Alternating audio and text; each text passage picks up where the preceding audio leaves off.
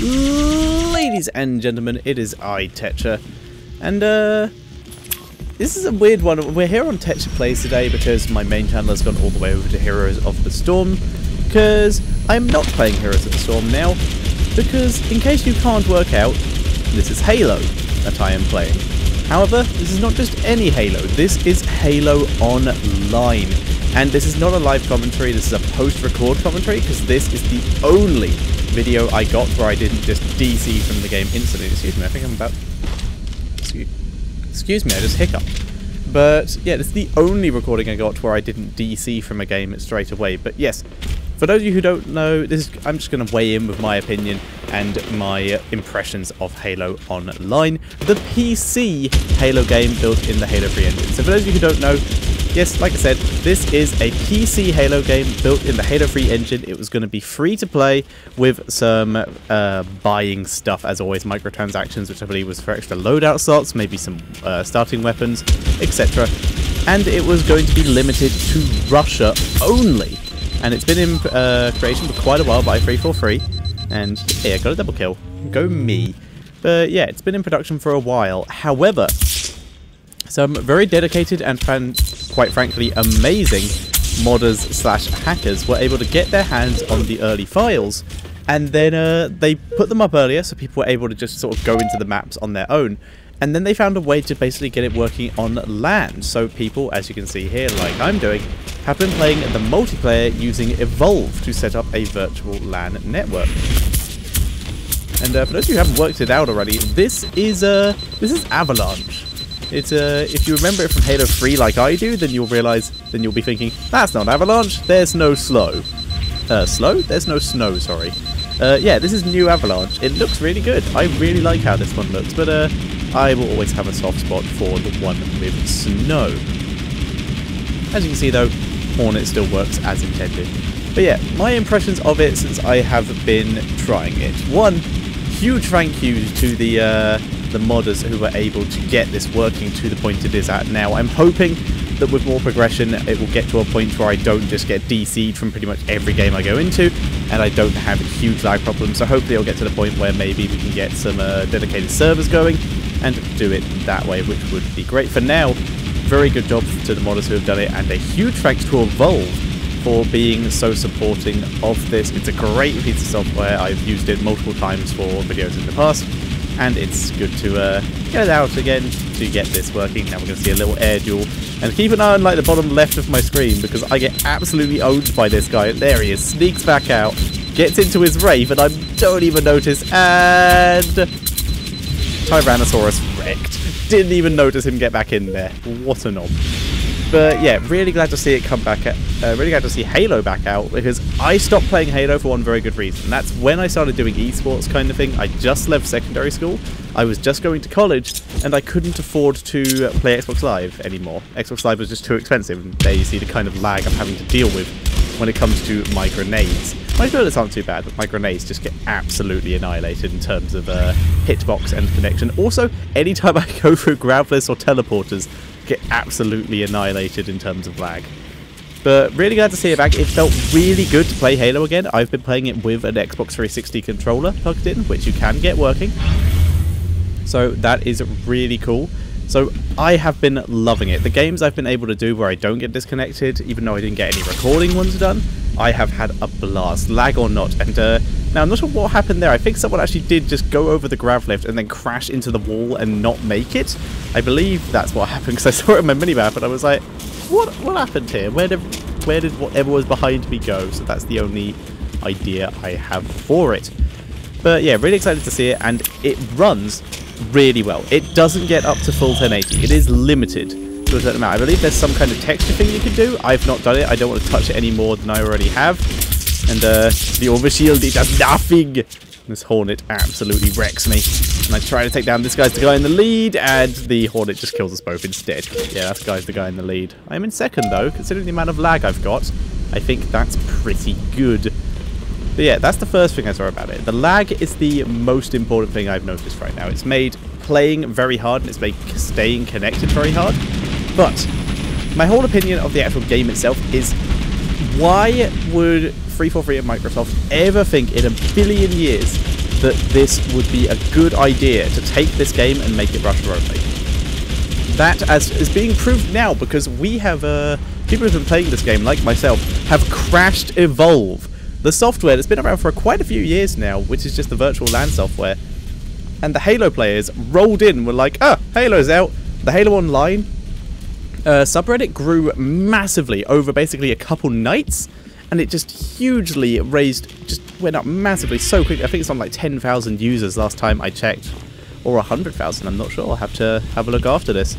But it grew so quickly, and Evolve just basically couldn't handle it, and it basically shit itself and had to give up for a couple hours, so no one was able to play at that point. But they've been very supportive of it, and have been keeping up to date and just doing as much as they can to help the servers cope, so that people can play this game as much as possible. And I can't believe I missed that guy in my first skim over. Just really bad vision by me. But yeah, it doesn't run full 1080p. It runs on the Xbox 360 resolution, which I cannot remember. It was like 738 or something like that.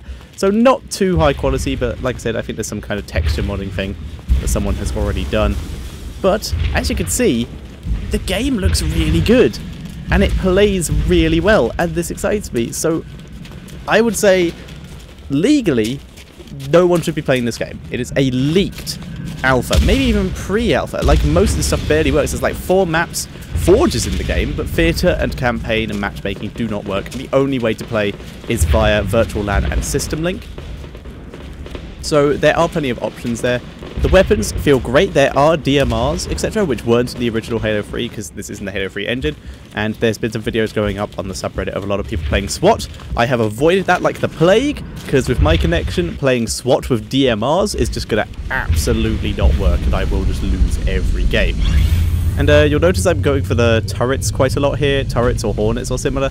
It's purely because I'm getting so much lag, and this makes it a lot easier for me to hit anything, because I get a wider spread, and didn't really work so well there. Didn't help out that much. Oh yeah, it does that if you, it does the screen flashy thing if you hold a direction on a controller. Once you die, it spins your camera at absurd speeds.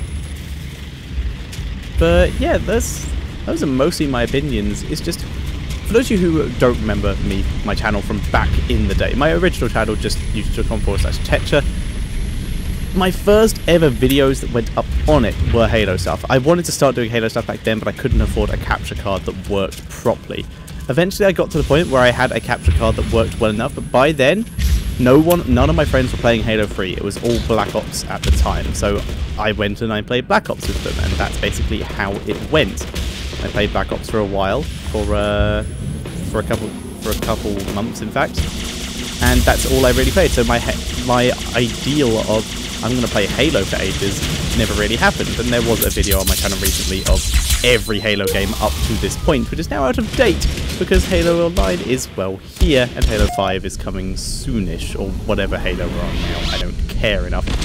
But Halo 3 was always my baby when it came to the online stuff, because that's the game I have more hours in than anything else, more than Heroes of the Storm, where I think I'm approaching very quickly about 4K games.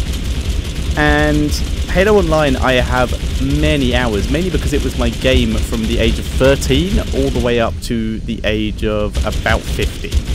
So 2 years worth of Halo 3 is I'm actually approaching that quite quickly with Heroes of the Storm. So Heroes of the Storm may quite soon overtake Halo 3, but Halo 3 is definitely my second most played game of all time. So it's been pretty interesting to see and get to play it again, especially since it's on PC, and get wrecked, that guy did not stand a chance. But it's really nice to see it being played again, and I cannot wait to see what is done with this. And I'm hoping beyond all hope that 343 doesn't, if they are going to put this out just as it is kind of thing, or just actually put it out, I hope that they actually decide to be sensible and make it so that the rest of EU and NA as well as just Russia, like, they've seen the response. So many people have jumped on board with this and be like, yes, this is something we want so much. So many people like me just can't afford Xbox Live anymore, and I'd microtransaction this. I'd buy a couple extra loadout slots depending on what it is. I think loadouts are stupid because Halo 3 was one of the best. It was pre-loadout. Sorry about that NVIDIA update, by the way. GTA 5. This is recorded on the GTA 5 launch date for EU. So I was waiting for that to happen, and that my NVIDIA decided to pop out, and I didn't have time to close it because, like I said, I'm playing with a controller.